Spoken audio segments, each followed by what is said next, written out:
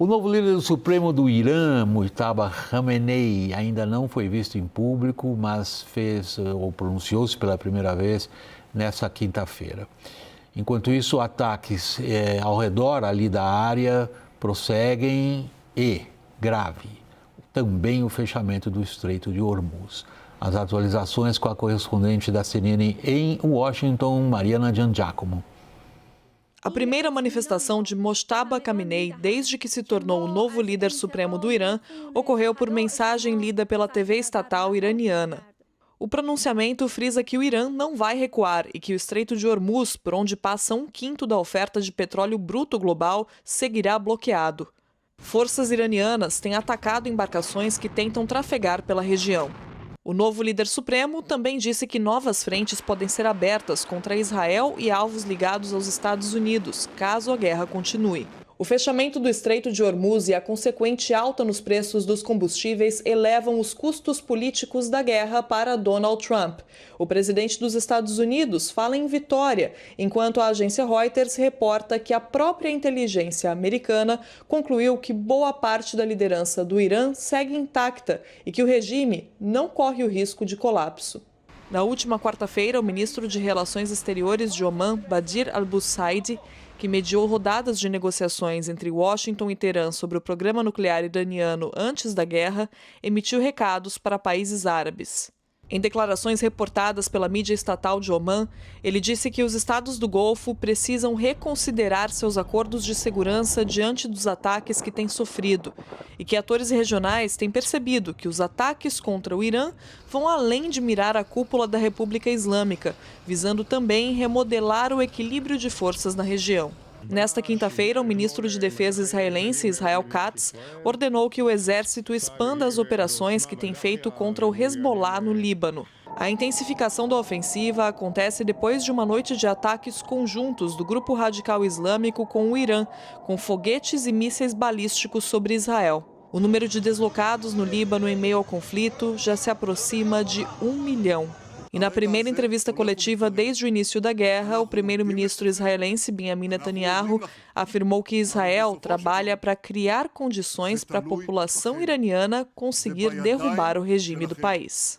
כבר עכשיו אפשר לומר בוודאות, זו כבר לא אותה איראן, זה כבר לא אותו מזרח תיכון, וזו גם לא אותה ישראל. אנחנו לא מחכים, אנחנו יוזמים, אנחנו תוקפים, ואנחנו עושים זאת בעוצמה שלא היה כמותה. Alguns interpretarão o que acabamos de ouvir por parte do chefe de governo israelense, Carlos Frederico, como uma possível rampa para dizer chegamos ao nosso objetivo político via ações militares, que é tornar o nosso adversário existencial tão fraco a ponto dele não ser mais uma ameaça. Agora, eu queria concentrar inicialmente a conversa contigo num aspecto puramente militar referente ao Estreito de Hormuz. De que maneira a gente pode entender as respectivas capacidades, sobretudo a dos americanos, quando Trump diz, não, naveguem que eu protejo? Não parece que isso tenha se tornado realidade até o momento, né, William? A gente está diante da maior disrupção na área do petróleo no mundo, e esse é o maior custo e a maior vitória estratégica iraniana até o momento. A gente está falando de um canal navegável ainda mais estreito do que o próprio estreito, quer dizer, então, para além da distância entre as margens, que já é pequena, você tem um canal navegável que é ainda menor.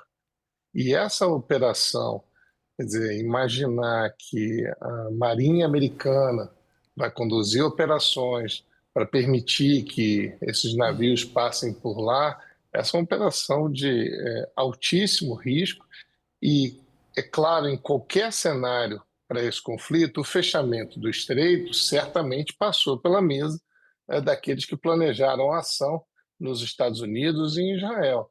Então, quer dizer, se não há essa escolta até o momento, diante do fechamento, é porque não há condições militares para que isso aconteça, né? Então, essa é uma realidade que parece relativamente clara. O que a gente lê em função dessa informação que o Carlos Frederico nos traz do ponto de vista militar. E quantas vezes, Lorival, a gente já viu acontecimentos políticos dependerem diretamente de uma ação militar localizada, aí no caso é de uma não ação militar. A incapacidade de manter aberto esse estreito por parte dos que atacaram o Irã. Agora, se a gente olhar do lado político, vendo o que Netanyahu acabou de dizer, a gente exibiu, e o que o Trump tem dito, qual é o cenário? Os objetivos dos dois são muito diferentes, né? Para o Netanyahu, transformar o Irã em um Estado falido é um ganho que reforça, consolida a posição de Israel como nação hegemônica do Oriente Médio. Israel está a mais de 1.000 quilômetros do Irã. Não desestabiliza Israel diretamente o fato de o Irã virar, né, mergulhar no caos, um país de 90 milhões de habitantes, montanhoso, com minorias étnicas, essa fragmentação do Irã, que é absolutamente explosiva, por exemplo, para as monarquias árabes do Golfo. Vamos lembrar que Bahrein tem maioria xiita, Iraque, que não é uma monarquia árabe do Golfo, mas também tem maioria xiita. Então, a capacidade a fronteira com Turquia, Turcomenistão, Azerbaijão, Azerbaijão. Central. O Irã tem muitas fronteiras, né? Você olha para o mapa, é um ambiente geográfico riquíssimo. Então, Afeganistão, né? Então, assim, enfim, é um caos, não só no Irã, é um caos regional fortíssimo, né? E o Estreito de Hormuz, não vamos voltar nisso, vou falar do Trump, né?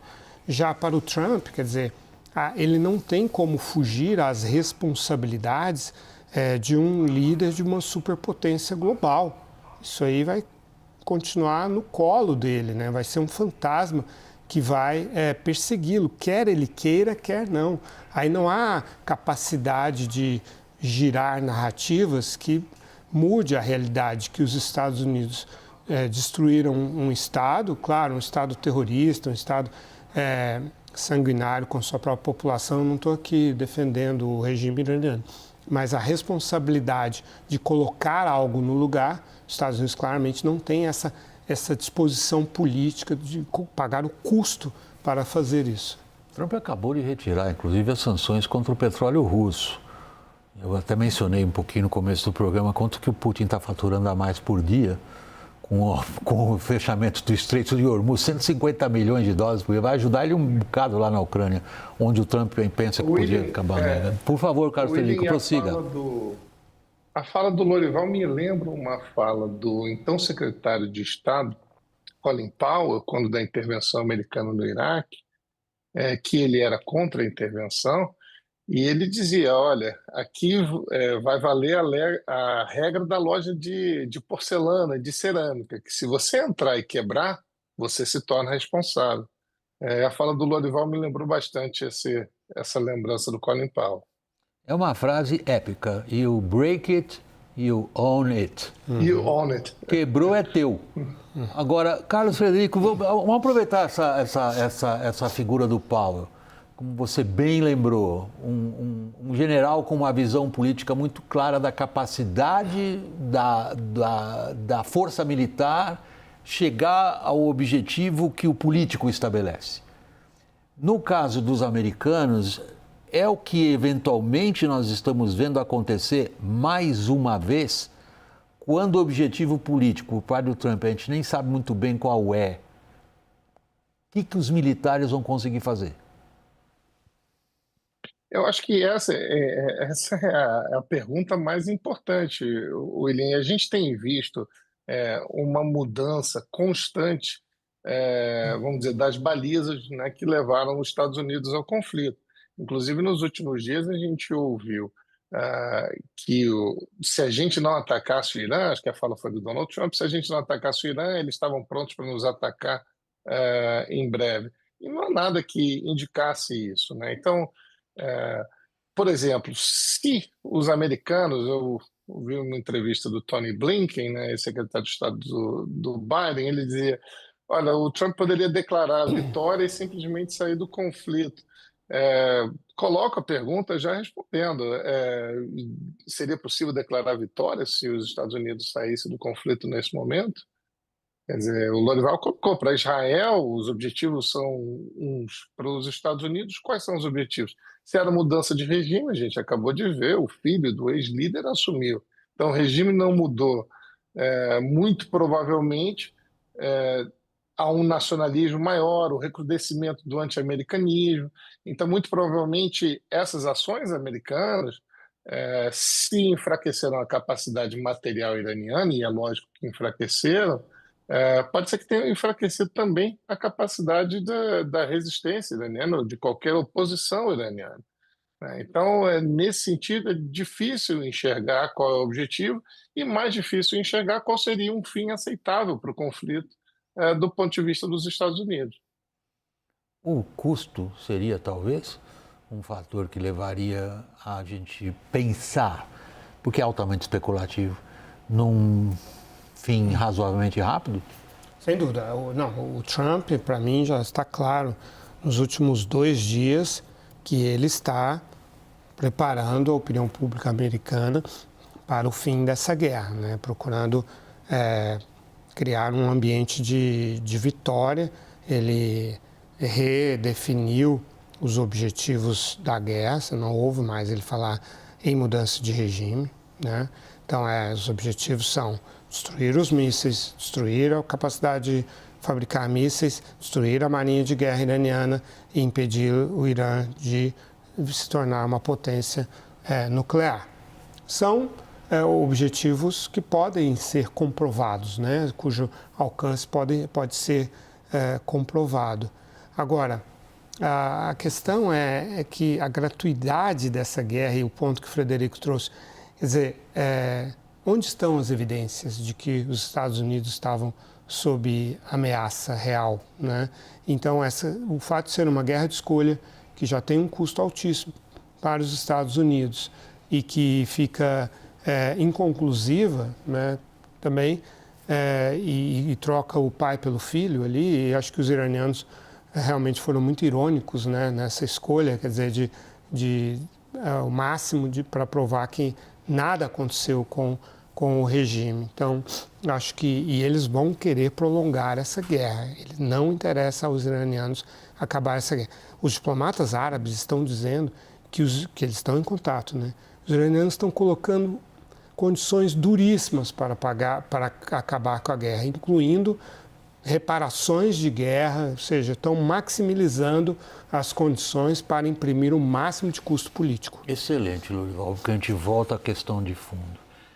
Em que medida a capacidade militar dos iranianos permite que eles persigam o objetivo político de prolongar o conflito? Carlos Frederico, para a gente encerrar, qual a sua avaliação dessa questão? Em que medida o Irã tem condições militares de seguir adiante com o objetivo político de prolongar a guerra? Eu acho que ele tem a capacidade, né? O Irã não precisa vencer militarmente e nem teria a menor capacidade de vencer militarmente. No caso, ele só precisa tornar o conflito caro o suficiente para os seus adversários. E nesse momento, com o petróleo subindo do jeito que está, questões econômicas nos Estados Unidos, quase 2/3 do país dizendo que o país está indo na direção errada, a verdadeiro campo de batalha da guerra, eu acho que é o mercado global de energia. Então, tanto quanto o campo, né, e os Estados Unidos conseguem atingir quaisquer alvos no momento, eu acho que a gente está olhando também como é que esse mercado global de energia está agindo, e o Oriente Médio, países como Emirados Árabes e Catar e afins, eles vão ter grandes dilemas pela frente. Acreditaram nos Estados Unidos, provendo um guarda-chuva de segurança, né, quiseram se tornar, e com algum sucesso, plataformas globais de investimento, um oásis de entretenimento e afins. Isso tudo está indo embora. Então, o Irã militarmente não tem a menor condição de vencer a batalha, mas ele pode estender e tornar o conflito caro o suficiente. Carlos Frederico Coelho, professor de Relações Internacionais da PUC-Rio e também lá da Escola de Comando Estado-Maior do Exército, AECM. Carlos, muito obrigado por ter participado do programa e boa noite, Carlos. Obrigado, boa noite para vocês. Lorival, igualmente, ótimo para nós ter você a bordo. Antes de eu me despedir da audiência, queria trazer de novo a atenção de vocês que muitos dos conteúdos e os temas que tratamos aqui, sejam esses temas internacionais ou aqueles relativos ao STF, como eu brinquei muito hoje na edição, vocês encontram na nossa página especial do WW no portal da CNN Brasil. Confira.